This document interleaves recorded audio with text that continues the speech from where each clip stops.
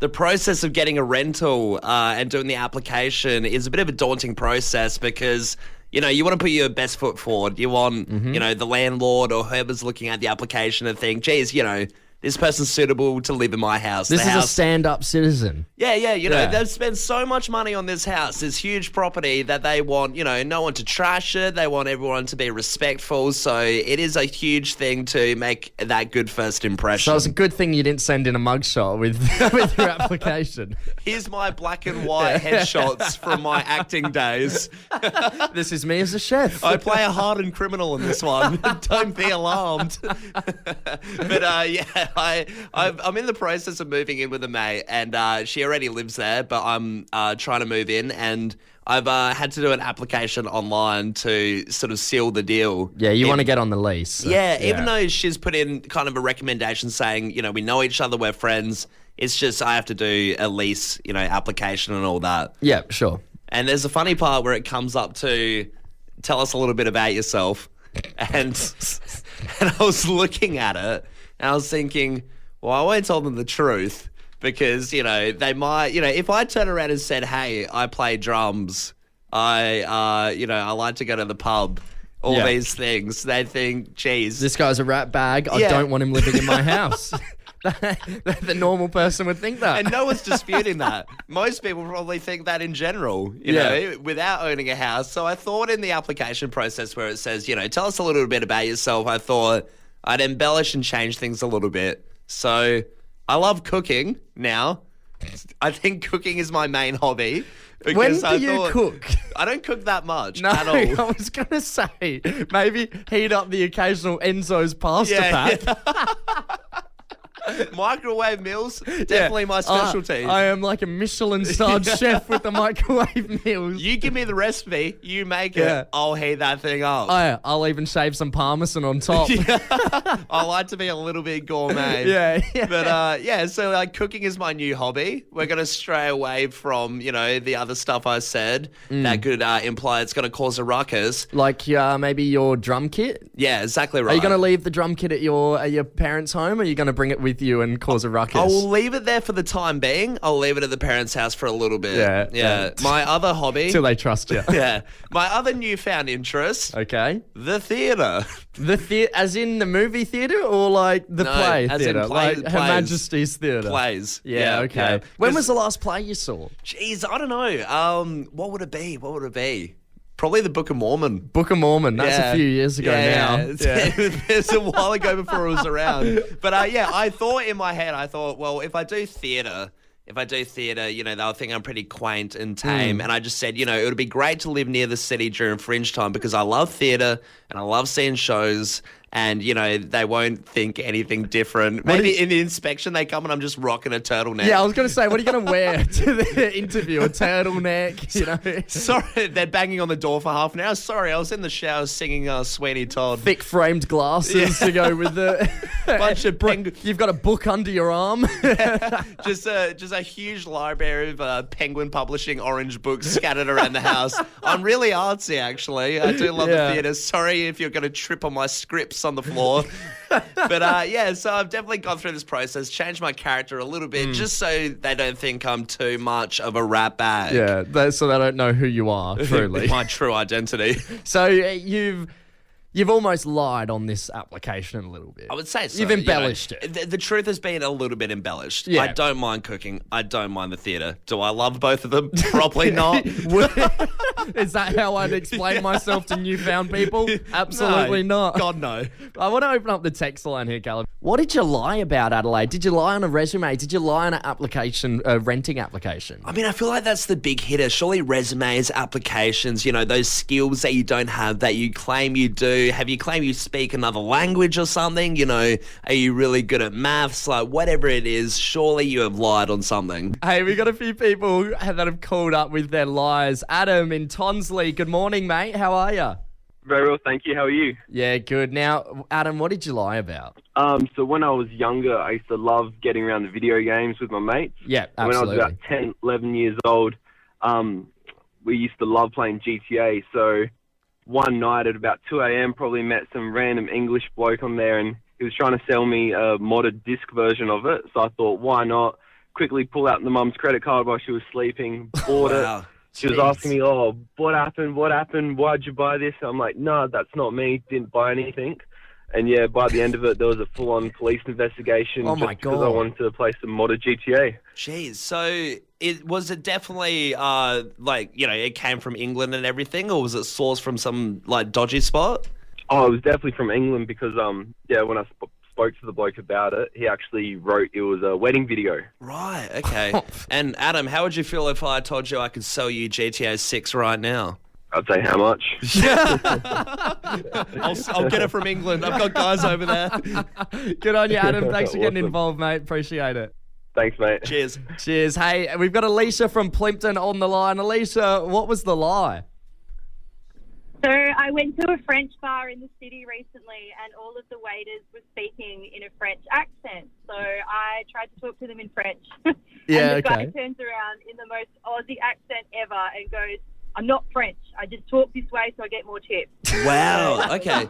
So he broke the facade in front of you. Was he pretty good at the French accent and, saying the words and everything? I mean, it was a bit of like, bonsoir, mademoiselle, like he was laying it on. the classics. So, yeah, he told me. Alicia, what's your French level like? Can you speak it very well? Probably just like, bonsoir, je m'appelle Alicia, and that's about it. So if he'd gone further than that, I would have been screwed. And finally, Alicia, did you tip the waiter after he told you he can't speak French? Look, honestly, I don't remember because we had a few too many lychee daiquiris, but I would like to think so. Purely for the Aussie accent that came with it. Hey, it's impressive.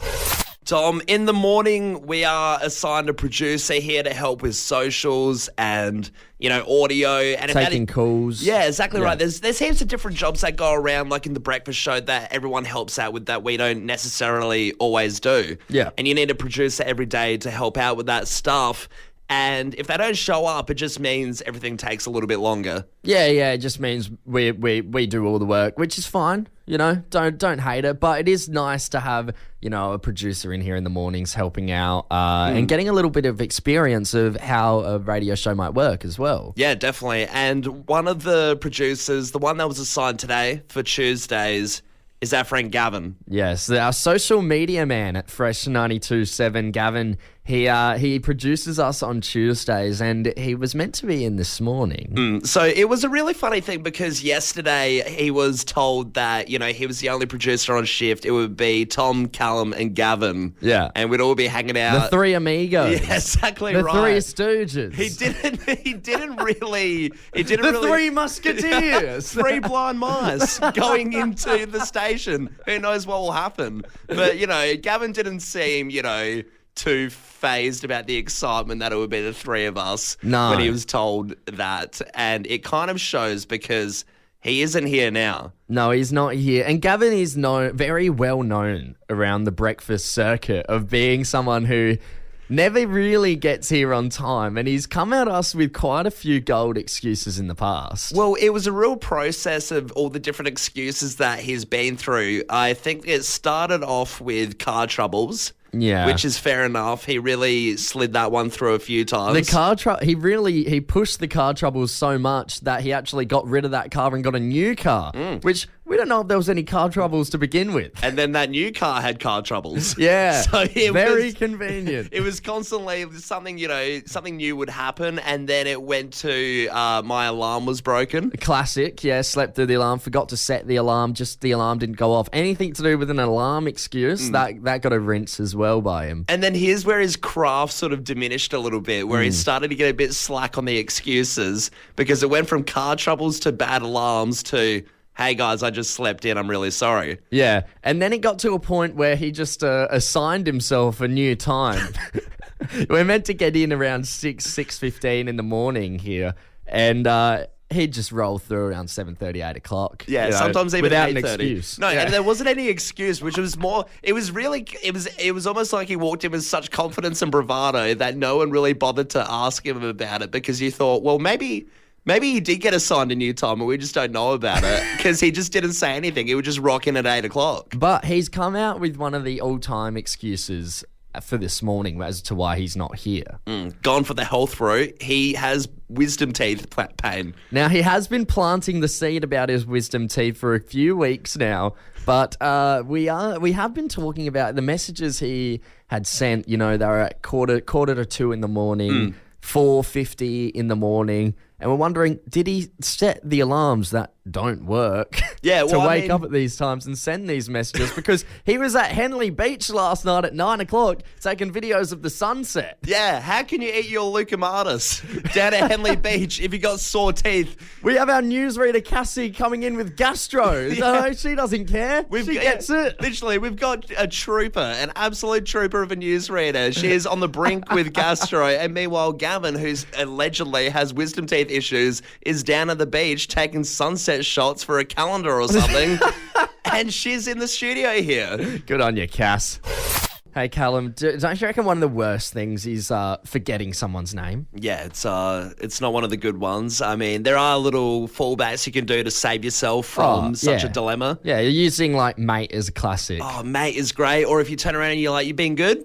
You know, don't even acknowledge that they have a name or an identity. Just say, "What have you been up to? You can usually been good." You can usually buy yourself a bit of time, you know, before. And it's tough when you're with someone and you don't want to introduce them to this person because you've forgotten their name. Yeah, and you can't secretly convey the message of, hey, you introduce yourself so I can pick up the name again. Right? Another great one as well, another little tactic, a little side note I've been doing is, you know, if you know one of their friends' identities for sure, look up one of their pictures and hopefully they're in the same picture, and then you can look at the tag and see what the name is. I feel like that's the new age trying to figure out a name you've forgotten technique. Yeah, that's a lot of effort to do at the table at the pub when they're sitting across from you though. And not conspicuous. You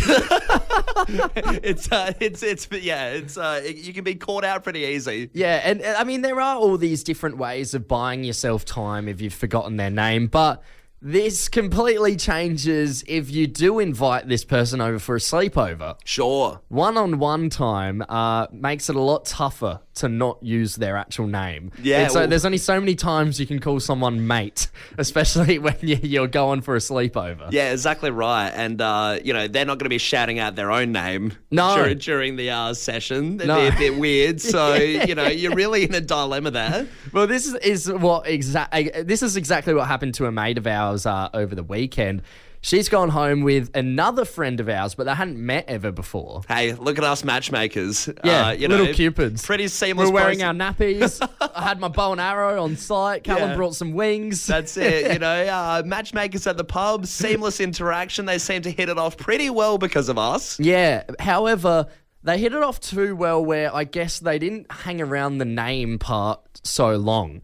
Because the minute they left together, we were getting texts straight away from the girl saying, "Oh my God, what's his name? I can't remember." Poor bloke, our mate, because continuously throughout the night, I would say multiple people, about 3, would forget his name and ask either you or me, "What's his name again?" Yeah. Why is this? It must be such a struggle for some people that, you know, have a really simple name. Very, very simple. It's 4 letters. His name is 4 letters, yet he's somehow fallen into the category of forgettable names. So it does seem a little bit disrespectful. I mean, the worst part is after we've received these messages and we've given her the name in writing, she still couldn't retain the information and resorted to just calling him babe all night and all the next morning. That's it, because she sent a text the next morning saying, "Oh, what's his name again? I've just been calling him babe." Yeah. And, you know, babe is a safeguard, especially in that romantic setting. Babe does seem natural. It wouldn't really prick up his ears to being suspicious that much. I don't know, first time though, calling someone babe that much would start to make you wonder, like, have they forgotten my name? Why we're not dating? Why are you calling me babe? Do you reckon he clocked on? I think that there would have been some idea, surely, in the back of your head. How many babes does she have to say until our mate, do you reckon, thought, I wonder, I'm not going to say anything, but I do wonder if she's actually forgotten my name? I reckon by the next morning when she's still calling him babe. Wait, what was it? She also said she was thinking about looking in his wallet for his ID to have a suss what his actual name is. But how crook would that look? Don't ever do that, Adelaide. Can you imagine him waking up the next morning, looking over, it, and she's going through his wallet thinking... How like, would you explain it? He's Because a- you still wouldn't want to admit I've forgotten your name. I was looking if you had a 20. I was going to go buy some soft drinks, Do you some want Powerades. Do you want some Powerade? Do you want some milk? I'm gonna make a coffee. You would wake up looking at it thinking, geez, she's gonna raid my wallet. But some two pretty off techniques on her behalf that I think over time she'll probably be caught out on. Absolutely. And hey, you know what? These techniques are hard to come by. There's only so many you can think of, and we want your help, Fresh Fam. Give us a buzz now. What was the name cover-up? What's your tactics? If you've forgotten someone's name, what are your tactics to get out of it and make it sound like you know who they are completely? But plenty of people getting involved at the moment on the text line. Somebody's texted in saying buddy is another one they'll use, another term. Yeah, buddy's not a bad one. Another text here, a bit more elaborate. Someone's telling a story. They've said they texted in, took a guy home really drunk during the deed. He said, "Say my name." Oh. And I could not remember it, so I laughed it off and said, "Oh, I don't do that." And then once we were done, he went to the toilet and I ran to my phone and checked. Oh, jeez. That's not what you want. To have to awkwardly hop off during and be like, "Oh, I'm just going to look at my phone, check the stocks." Another text in here. I, for the life of me, can't remember my dog wash lady's name. She's been coming to my house for the past 6 years to wash my dog, but I can't seem to remember her name. I feel like it's too far gone now to ask what's your name. She knows my name, my kids' names, my pets' names, etc. So I just open with, "Hey, how's the family?" Yep. How's the family? I guess you're a classic. safeguarded there. Imagine what a weird technique. It's like, "Hey, I've booted up some Mario Kart, but you have to input your name. Here's the controller. You chuck it in. I'm going to go to the bathroom." Only puts initials in? Yeah, Shit. damn it. This one here. I always just excuse myself to the bathroom to save the awkwardness. Like I basically just run away in those situations, or I have time to do a quick Facebook stalk on our mutual friends. Mutual friends, that's not a bad one either. Sounds like someone who's been coddled for a lot of their life, though, doesn't it? To run away. Yeah. Hey, let's cross over to Freeling. We've got Ash on the line. Ash, good morning, mate. How you going? Good, how are you, legends? Very good. Yeah, well, mate. Now, Ash, what was the name cover-up? What's your go-to to get out of these sticky situations? Well, I'm so bad with names that I'll remember faces anywhere, but I'm terrible with names. So it got to the point where my wife and I had to develop a technique to get me out of trouble every time, because I was doing it pretty much on a regular basis and it was just embarrassing. Yeah, right. So what, you've come up with a secret hand signal or something? So basically, my wife now knows that if I kind of look at her and I'll introduce her to somebody and I'll be like, this is my wife, Stacey. She knows that if I haven't said their name, I don't know it, and she's either got to get it out of them, or most of the time when you do that, they happen to say their name anyway, which is, is really lucky. But I still get into trouble when I'm by myself because obviously I don't have her there to save me. So. Ash, do you reckon you're as subtle as you think in this process, or do you think the person that you don't know their name has, they kind of realise what you're doing a little bit?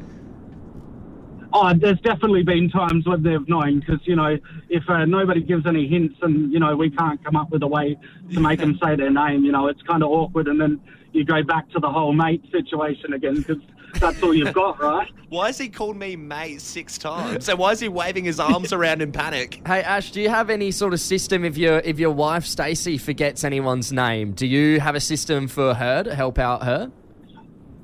No, well, yeah, like my wife, she reckons she remembers everything, so I've not been in that situation yet. She certainly remembers everything I do, so I've not had that problem. She's the expert.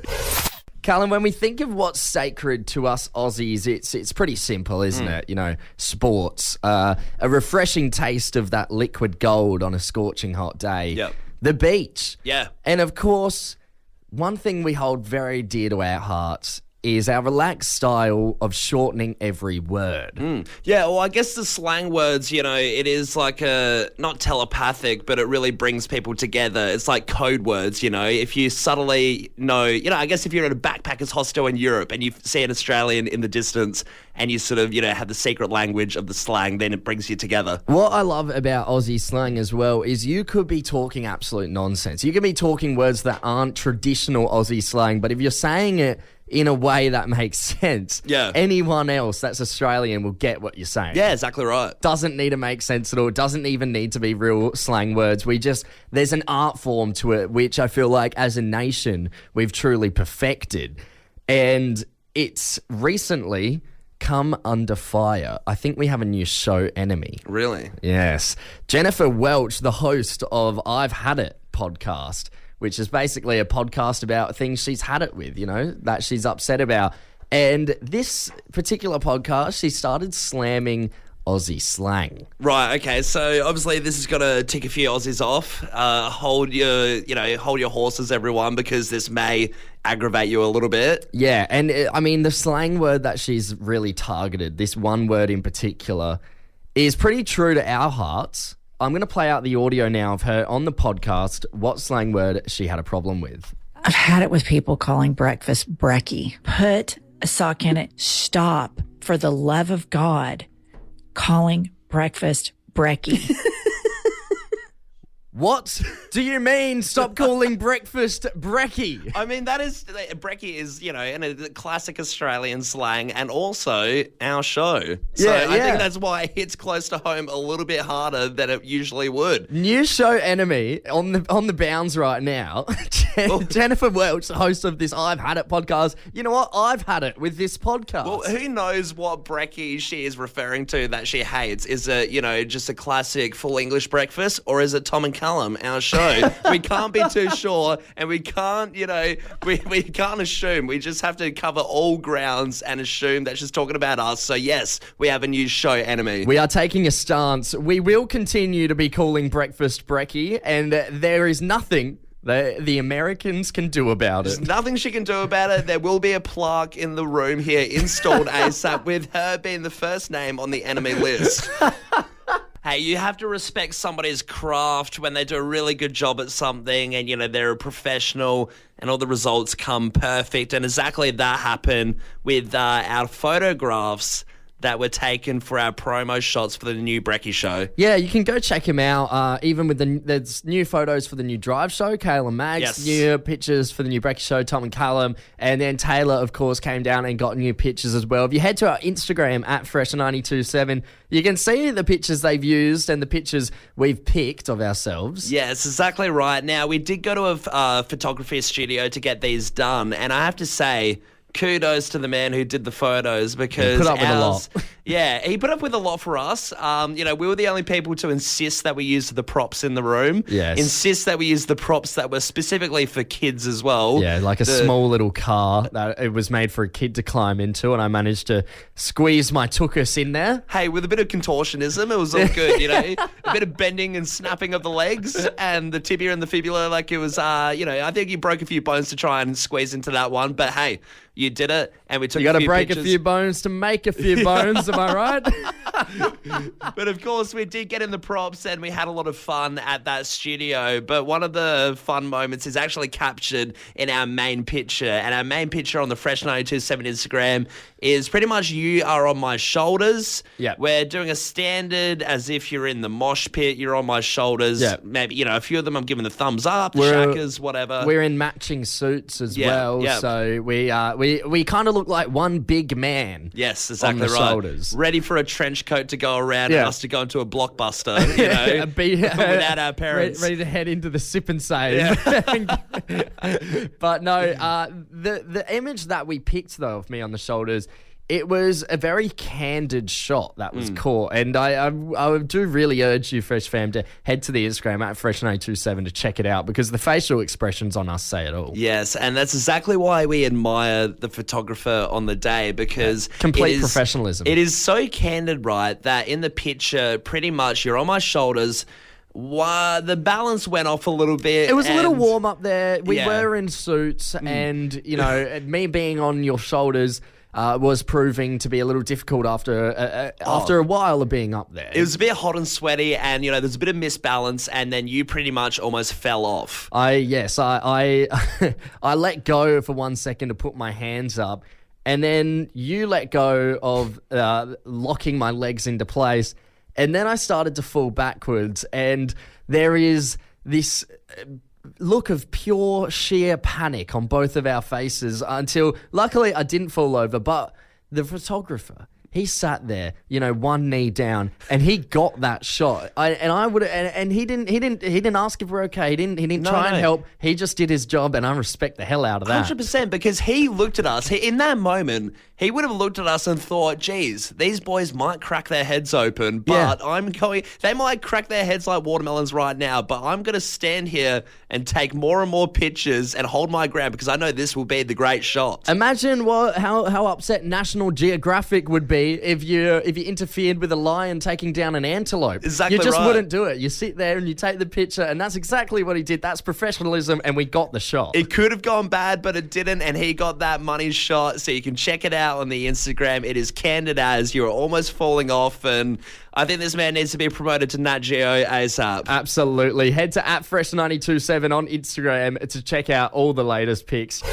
This next article goes out to all the cat owners out there, including yourself, Callum. You've Yes. been a cat-loving owner for many years now. Sure. Yeah, And- I've got 2 cats. Yeah, well, have you ever heard of the website Catster? No, I haven't. Is that a play on Napster? It as is. in- Oh, well, I believe so. Yeah. You'd think it would be. It's called Catster. It's tested by expert cats and humans. If it's Catster approved. And this website, basically, you can check out all different sorts of cat food that's good for your cat, health and care for your cats, articles about cats.